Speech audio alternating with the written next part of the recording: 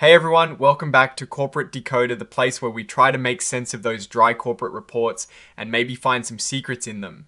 Today we are looking at Eastern Bankshares Incorporated and a very important update regarding their merger. Alright, so this is an 8K filing, which is basically a report for significant events that companies need to tell investors about right away. Think of it as a company shouting out important news. The main players here are Eastern Bankshares Incorporated, often just called Eastern, and another company called Harborone Incorporated. Or Harborone, they've been talking about joining forces for a while. Remember that merger agreement we talked about back in April?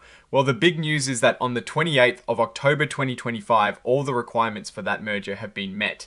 This means the deal is officially done from a paperwork perspective. Now, this might sound a bit confusing, but even though the deal is closed on the 28th of October, it will actually become official and fully complete first thing on the 1st of November. It's like buying a house, you sign the papers on one day, but you actually get the keys and can move in on another. And with this merger comes some new leadership. Joseph F. Casey and Michael J. Sullivan, who were previously top people at Harborone, are now joining the board of directors for both Eastern and Eastern Bank. This shows how serious they are about blending the two companies. For the shareholders of Harborone, there was a crucial deadline on this very day, the 28th of October, to decide how they wanted to be paid for their shares.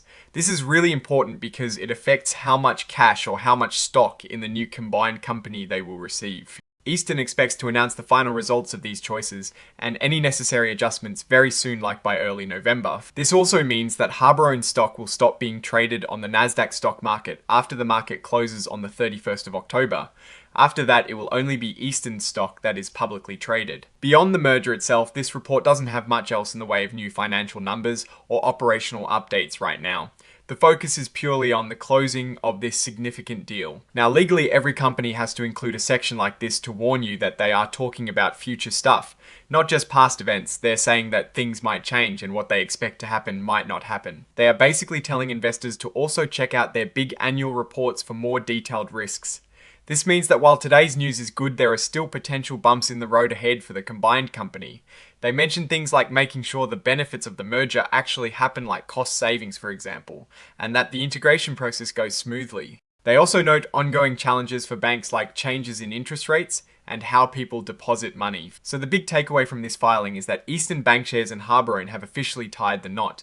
The actual merger becomes final very soon on the 1st of November, and new leadership is coming aboard. This is a major step for both companies as they become one entity, a significant move in the banking industry in their region.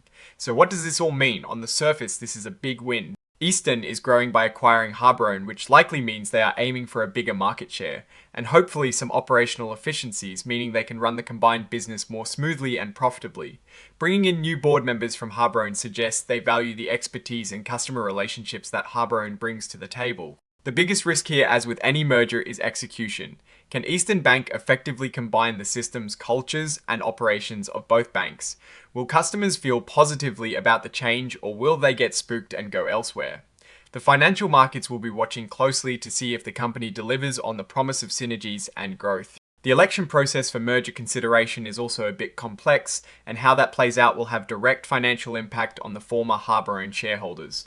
Overall, this merger seems to be a strategic move to create a stronger, more competitive bank. Eastern is betting that by combining forces, they can weather the tough banking climate better and offer more comprehensive services.